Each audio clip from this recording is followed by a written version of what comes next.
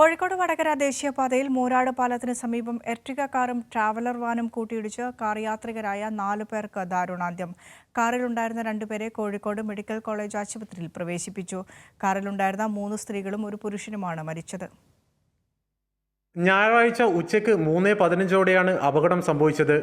കണ്ണൂർ ഭാഗത്തേക്ക് പോകുകയായിരുന്ന KA02 AE 2679 Karnataka registration ട്രാവലറും കോഴിക്കോട് ഭാഗത്തേക്ക് പോകുകയായിരുന്ന KL18 AF 4090 നമ്പർ കാറുമാണ് കൂട്ടിയിടിച്ചത്. ന്യൂമാഹി സ്വദേശിനി റോജ, പുന്നോൾ സ്വദേശിനി ജയവല്ലി, അഴിയൂർ സ്വദേശിനി രഞ്ജി, മാഹി സ്വദേശി ഷിഗിൻലാൽ എന്നിവരാണ് മരിച്ചത്. വിവാഹ സൽക്കാരത്തിൽ പങ്കെടുത്തു മടങ്ങുകയായിരുന്നു കാറിൽ ഉണ്ടായിരുന്നവർ. ബ്രദേഴ്സ് ബസ് സ്റ്റോപ്പിന് സമീപം പെട്രോൾ പമ്പിൽ ഇന്ധനം നിറക്കാൻ കയറിയ കാർ ദേശീയപാതയിലേക്ക് കടക്കവേ എതിർദിശയിൽ നിന്നും വന്ന ട്രാവലറുമായി കൂട്ടിയിടിക്കുകയായിരുന്നു. ഇടിയുടെ ആഘാതത്തിൽ കാറിന്റെ മുൻവശം പൂർണ്ണമായും തകർന്നു. കാർ വെട്ടിപ്പൊളിച്ചാണ് യാത്രികരെ പുറത്തെടുത്തത്. വാനിൽ ഉണ്ടായിരുന്ന പരിക്കേറ്റ യാത്രക്കാരെ സ്വകാര്യ ആശുപത്രിയിൽ പ്രവേശിപ്പിച്ചു. 8 പേരാണ് വാനിൽ ഉണ്ടായിരുന്നത്. നാട്ടുകാരും പോലീസും ഫയർഫോഴ്സും എത്തിയാണ് രക്ഷാപ്രവർത്തനം നടത്തിയത്.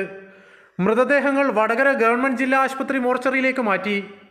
കൈരളി ന്യൂസ്, കോഴിക്കോട്.